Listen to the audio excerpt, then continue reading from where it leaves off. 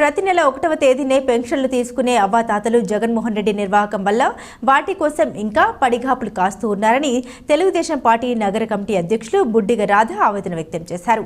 పెన్షన్ల పంపిణీలో ప్రభుత్వం ఘోరంగా వైఫల్యం చెందిందని టీడీపీ జనసేన బీజేపీ నాయకులు మండిపడ్డారు. ది రాజమండ్రి ప్రెస్ క్లబ్లో టీడీపీ జనసేన బీజేపీ నాయకులు మీడియా సమావేశంలో మాట్లాడారు. అవ్వాతాతలకు మనవడిని పెద్ద కొడుకుని అంటూనే వారిని రోడ్డుపై నడిపిస్తూ ఇబ్బందులకు గురి చేస్తున్నారన్నారు.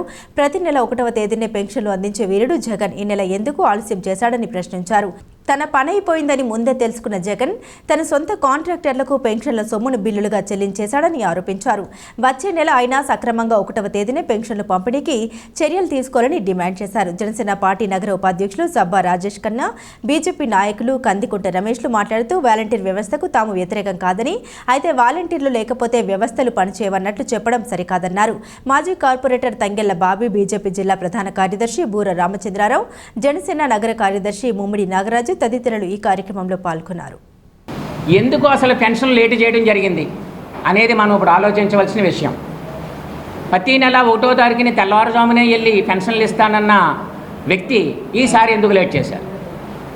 మార్చి నెల ఎప్పుడూ కూడా ఫైనాన్షియల్ ఇయర్ ఎండింగ్ లోపల మీరు ఏమన్నా డబ్బులు తీసుకోవాలనుకుంటే ముందరే అక్కడ డబ్బులు తీసుకుని దాన్ని తీసుకుని ఖజానాలో వేసుకొని దాన్ని డ్రా చేసుకుని రెడీగా పెట్టుకోగలగాల. ఎందుకు రెడీ చేసుకోలేదు? వీళ్ళకి ఇంటెలిజెన్సీ రిపోర్ట్ తెలిసిపోయింది. ఈయనకి పని అయిపోయింది, ఈ పరదాల వీరుడికి పని అయిపోయింది, ఇంటికి వెళ్ళిపోతున్నాడు, ప్యాకప్ అయిపోతుంది, తాడేపల్లి ప్యాలెస్ ఖాళీ అయిపోతుంది. దానికోసం ఈయన దగ్గర ఉన్న గుత్తేదారులు ఉన్నారు, సొంత మనుషులు, అవినాష్ రెడ్డి కానీ పెద్దిరెడ్డి రామచంద్రారెడ్డి కానీ, వీళ్ళందరూ కూడా పెద్ద పెద్ద కాంట్రాక్టర్లు. వాళ్ళకి వేలాది రూపాయలు బాకీ పడిపోయి ఉన్నారు. ఈ బాకీలు చంద్రబాబు నాయుడు వస్తే ఇవ్వడేమో, ఖజానా నుంచి ₹1 కదలదేమో అని చెప్పేసి ఈ మార్చి నెల లోపే ఆయనకి 13,000 కోట్ల రూపాయలు వాళ్ళకి తీసేసి వాళ్ళకి అందించడం జరిగింది. వాలంటీర్ల ద్వారా ఇవి పింఛన్లు అందించకూడదని చెప్పి ఈసీకి ఎప్పుడైతే ఫిర్యాదు అందిందో ఇమీడియట్గా ఈసీ అంటే ఎలక్షన్ కమిషన్ ఇమీడియట్ స్పందించి ఇవి ఆపింది. ఈ 2 రోజుల్లోనే ఎలా అయిందంటే అతలకుతలం అయిపోయింది రాష్ట్రం అంతా. ఎలా అంటే కేవలం అని మీకు ఒక ఆశ్చర్యకరమైన విషయం ఏంటంటే వాలంటీర్ వ్యవస్థ లేకపోతే వ్యవస్థలు ఏమి పనిచేయవన్న రీతిలో మన ఆంధ్రప్రదేశ్లో పరిస్థితి నెలకొంది.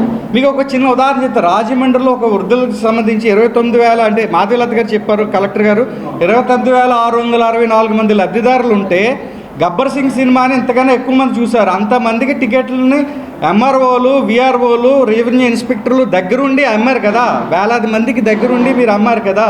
ఈ తక్కువ మంది వితంతులకి లేకపోతే వృద్ధులకి, ఈ దివ్యాంగులకి మీరు పెన్షన్లు అందించలేరా?